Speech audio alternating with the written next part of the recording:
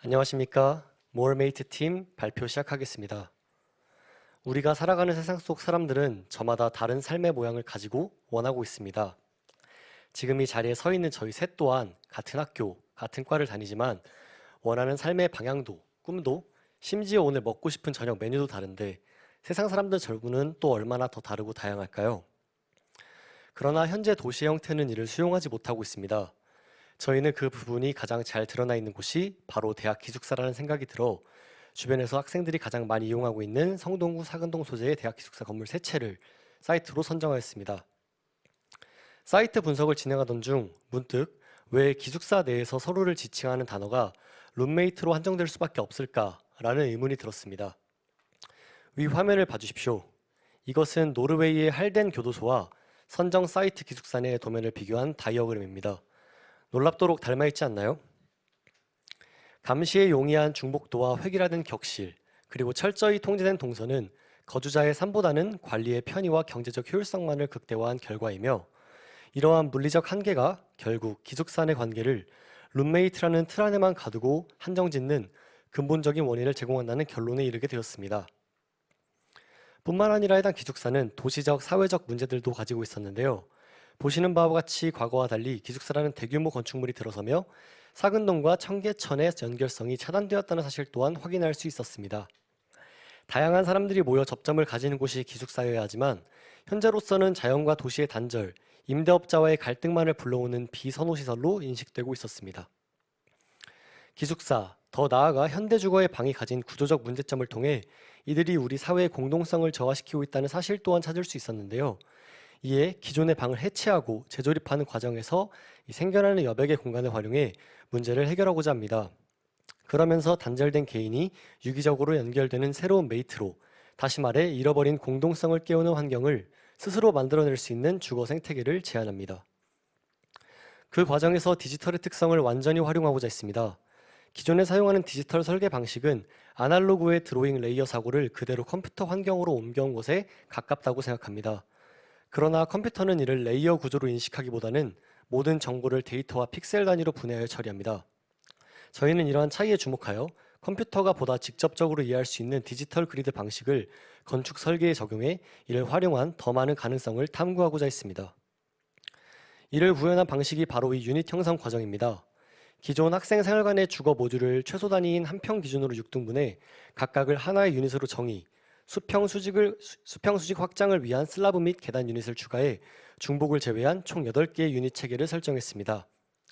나아가 생성한 유닛들 4개에서 20개까지 조합해 다양한 형태적인 가능성을 실험하여 다음과 같은 무한한 조합 가능성을 발견했습니다. 저희는 기존의 기숙사가 가진 한정된 공간 내 성격 차이, 그로 인해 발생하는 동선 충돌을 해결하기 위해 주거와 그 이외의 역할을 과감하게 분리했습니다. 이에 필수 기능이 압축된 주거 공간 및 공유 공간을 선별 및 생성할 수 있었습니다. 설계한 공간 모듈들은 볼륨에 맞는 4개의 바운딩 박스를 활용한 적층을 통해 건축적 매스를 형성하게 되는데요. 이때 코어와 보강재, 슬라브와 캔틸레버 등을 사용함으로써 건축적인 구조를 고려함과 동시에 수직 및 유선형 계달 모듈의 삽입으로 제약 없는 자유롭고 유기적인 공간과 동선을 제공하고자 했습니다. 특히 유선형 계단은 주거 단위 사이의 공백을 자연스럽게 연결하는 동선망을 형성해 사용자 간의 마주침을 유도하며 개인의 방 내부에 고립되어 있던 일상의 행위들을 도시적 스케일로 전이시킵니다. 결과적으로 이 입체적 산책로는 사근동을 유연한 주거 공동체로 수선하는 공간적 여백의 역할을 수행하게 됩니다. 다음과 같은 사진들이 저희가 설계한 새로운 기숙사의 모습들입니다. 해체 및 조립 과정에서 생겨난 벽과 벽 사이의 공간에서 다양한 프로그램이 발생하고 새로운 메이트 또한 생겨나며 여러 활동을 함께하는 나와 우리 공동의 공간이 만들어집니다. 보시는 것처럼 학생들은 모여 운동을 하기도 취미 활동을 하기도 또 그것을 바라보며 시간을 보내기도 합니다. 이로써 기숙사는 더 이상 효율만을 강조하는 경직되고 단절된 시설에 머물지 않고 개방성과 확장성을 가지며 거주자의 행위에 따라 어떤 일상도 자유롭게 일어날 수 있는 잠재성을 가진 역할을 하게 될 것입니다. 또한 폐쇄적인 구조가 사라지게 됨으로써 학생들은 자유롭게 공간을 점유하고 수직, 수평 경계 없이 코어를 넘나들게 되는데요. 기존의 획일적 구조를 해체해 만든 연속적인 공간이 층의 경계 또한 허물어 자유로운 동선의 확장을 이끌어냅니다. 이를 통해 학생들은 단순한 룸메이트를 넘어 공간과 일상을 입체적으로 공유하는 모얼메이트로 나아갈 수 있습니다. 이를 실현하기 위해 구조적 성능을 갖춘 CLT 벽체와 경제적인 SS400 커넥터를 활용하여 별도의 습식 공정 없이 볼트 결합만으로 신속한 설치 및 해체가 가능하도록 했습니다. 이어서 5개의 개별 유닛들을 규격화된 패키지로 만들어 기숙사 내부 창고에 보관해 공간의 확장이 필요할 때마다 유닛들을 사용할 수 있는 시스템을 갖추었습니다. 화면 속 다이어그램은 유닛들이 기존 골조에 유연하게 결합되며 건물을 확장해 나가는 과정들을 보여줍니다. 건물의 왼쪽을 보시면 기존 기숙사 공간을 확장시켜 본인들이 원하는 공간으로 만들어 나가는 모습을 보실 수 있는데요. 이는 단순한 면적 확장을 넘어 노후된 사근동이 변화하는 시작점으로 작용합니다. 기존의 유동성, 밀도, 노후도와 같은 문제를 가진 건물들을 중심으로 사근동 전체에 확장된 메이트 베이스는 상생학사의 형태를 통해 임대업자 주민들에게 수익 또한 제공합니다. 이는 학생의 주거권, 주민의 생존권이 함께 공존할 수 있다는 가능성을 보여줍니다. 또한 메이트 베이스는 공용 물품 보관, 도시정원 등과 같은 실질적인 일상의 거점으로서 골목을 도시적으로 연결해 좁은 공간을 모두에게 열린 공유 공간으로 전환하고 기숙사와 마을을 연결하여 서로 다른 삶을 하나의 공간 언어로 연결하게 됩니다.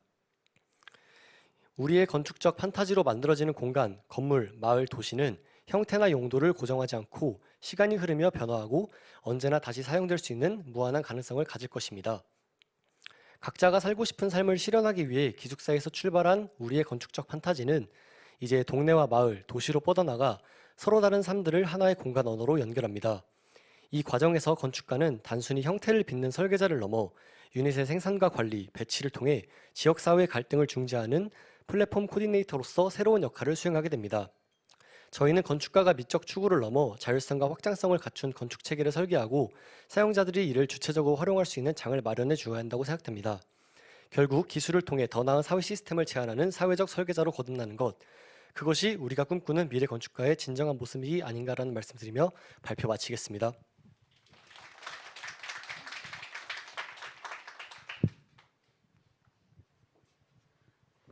모형을 보니까 그 프레젠테이션 했던 것보다 훨씬 스케일이 작아요. 그래서 좀 더 어떻게 보면 장점으로 다가오긴 하거든요. 그렇지만 여전히 조금 풀리지 않는 의문은 어쨌든 어떤 컴퓨터를 디지털을 이용했다는 건 알겠는데 이 유닛의 조합을 굉장히 복잡하게 지금 쌓여 있거든요. 그래서 입체적인 산책 너무 복잡하게 쌓여 있다 보니까 이제 산책로가 어디고 외부 공간이 어딘지 좀 인식하기 어려울 정도로 좀 굉장히 복잡하게 쌓여 있어요. 근데 이거를 이렇게 쌓아서 구축해 가는 어떤 방법이라든지 아니면 어떤 의도라든지 뭔가 이 복잡성이 주는 본인들이 이런 복잡성을 의도한 건지, 그러니까 왜 이렇게 굉장히 조밀한 유닛들을 굉장히 복잡하게 쌓았는지, 뭐 그런 어떤 건축적인 그 디벨롭의 과정이라든지 아니면 좀 이 결과물을 어떻게 생각하는지에 대한 좀 의견을 듣고 싶은 부분이 있어요. 우선 첫 번째로 저희가 모형을 가져온 바는 지금 앞서 말씀드렸다시피 코어를 중심으로 여러 개의 코어를 중심으로 그게 주변에 쌓아가다 보니까 지금 모형상으로는 코어 하나 내지 2개를 기준으로 저희가 그 쌓아 올려간 과정을 보여드린 모형이기 때문에 그렇게 보인 것 같고요. 다음 내용은 그리고 저희가 저희 건물을 설계하는 설계하는 과정에 있어서 어떻게 보면 말씀하신 대로 복잡성을 조금 의도한 바는 있습니다. 기숙사 내에서 학생들이 다양한 활동을 하기 위해서 뭔가 뭐 예를 들어 운동을 좋아하는 학생들이 축구를 하기 위해서 정해져 있는 공간이 있다기보다는 이러한 다양한 공간 속에서 학생들이 어떻게 다양한 메이트를 만들어 가는지 그거를 조금 의도를 해서 이 적층식으로 쌓다 보니까 조금 복잡해 보이는 것 같습니다. 네, 그리고 좀 더 첨언을 하자면 제가 기존의 기숙사가 왜 재미가 없을까라고 이제 생각을 해봤을 때 너무 동선이 단순해서 그냥 우리 층에만 있어도 다른 층이 다 예상이 되고 그냥 그 동선이 다 머리에 들어와서 그런 게 저는 오히려 건물의 매력을 떨어뜨리지 않나라고 생각을 했습니다. 그래서 저희가 이제 이 매스를 구성할 때 좀 중점으로 뒀던 거는 내가 어느 공간에서 보는 뷰가 겹치는 게 하나도 없었으면 좋겠다라고 해서 이렇게 좀 복잡한 형태가 나온 것 같습니다. 저도 마지막으로 한마디만 더 하자면 저희가 기존의 이 중복도를 기준으로 똑같이 배열된 똑같은 방의 형태를 좀 탈피하고자 이런 프로젝트를 좀 진행한 부분도 있었기 때문에 그래서 지금 보이시는 이 다이어그램상에서 보이시는 회색으로 칠한 부분이 어떻게 보면 중복도가 이 사이 공간이라는 성격으로 변화하면서 기존의 복도가 가진 역할을 함과 동시에 새로운 성격도 부여한다고 생각을 했습니다. 이제 그런 부분들이 건축적으로 각 층마다 나타나게 되면서 이런 좀 복잡한 모양들이 나올 수밖에 없지 않았나라는 생각이 듭니다. 저는 그 복잡성 자체는 좋은 것 같고 만들기 되게 어려운 성질이라고 생각해요. 그래서 뭔가 우리라는 어떤 공동성이 가지는 그런 집합체적인 구조를 보여주는 것에는 저는 성공을 했고 그래서 지금 2차에 올라왔다고 생각을 하는데 그런 어떤 어쨌든 그 획일성이란 것에 반하는 어떤 그 태도로 그러니까 예를 들면 감옥에 반대되는 개념의 무언가를 만들겠다라고 이제 질주하다 보니까 이제 이런 복잡성이 만들어진. 근데 그럴 때 결국은 그런 그게 가진 목표가 결국은 그 사적인 유닛과 그 안에 밖에는 공유 공간들의 여러 그라데이션이 있고 그리고 이런 지형적인 것을 만들 때 생겨나는 그런 대지에서부터 방으로 올라가는 약간 등산하는 그런 시퀀스가 뭔가 도시랑 이어지는 구성이 일반적인 건축하고 이제 다른 거잖아요. 그러니까 그런 복잡성을 만드는 질서라는 게 결국은 또 다시 존재해야 되는데 그러니까 그거에 대한 설명이 조금 부족했던 것 같아요. 네, 그래서 저희가 이제 기존 건물에서 남겨놨던 부분이 그래서 코어를 남겨놨습니다. 그래도 건축으로서 작동을 하려면은 이제 꼭 필요한 것들이 있다고 생각을 하는데 저희는 이 남아있는 코어들을 이용해서 그 주변에다가 최소 1개 내지 2개의 그것들을 붙이고 그다음에 중간에 이 네 번째 스텝을 보시면은 보강재 위에 그 슬라브가 추가되어 있는 모습입니다. 그래서 코어와 이 슬라브를 통해서 기존의 아파트와 기존의 건물과 비슷한 방식으로 아마 공간을 점유할 수 있지 않을까 생각을 합니다. 그리고 좀 더 첨언을 하자면 그 앞선 심사위원님께서 아날로그와 디지털에 대해서 말씀을 해주셨는데 저희가 진행한 이 프로젝트 이후의 상황을 조금 뭔가 가정을 해보자면 이제 저희가 설계한 건물이 이제 컴퓨터가 인식하기로는 이제 하나의 덩어리로 인식을 하게 될 겁니다. 그래서 이제 이렇게 큰 동네 혹은 큰 이 고층의 건물을 관리하거나 혹은 뭐 새롭게 증축을 하거나 아니면 새롭게 뭐 공간을 이렇게 소멸하거나 할 때 있어서 이렇게 그 디지털 그리드의 방식을 활용한 것이 저희 설계의 나중에 이점이 되지 않을까라고 생각을 하고 네, 그런 가정을 해볼 수 있을 것 같습니다. 그 복잡성 이런 거는 디지털을 써서 사실 이걸 뭐 모형으로 스터디를 하고 이렇게 만들기가 어려운 부분이라서 디지털을 썼다라고 하는 거에 대해서는 되게 흥미로운 부분이 있어요. 근데 그냥 이거는 작업 방식에 있어서 제가 개인적으로 궁금한 거는 이렇게 하나 유닛들을 다 조합해가지고 이런 복잡한 형태를 만들면서 어느 순간에는 정지를 해야 되잖아요. 그때 직관이나 감각은 전혀 작동이 되지 않는 건가요?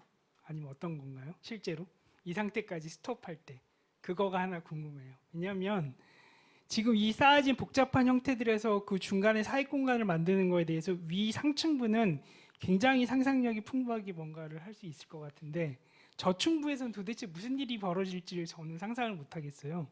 그리고 실제로 그런 게 보면 저층부에는 거의 무슨 일이 벌어질지 표시가 안 돼 있어요, 모형에도. 나는 그게 어떤 식으로든 디지털에 100% 의존해서 어느 순간에 딱 끄는 건지 아니면 직관이나 감각이 개입하는 건지 그게 좀 궁금해요.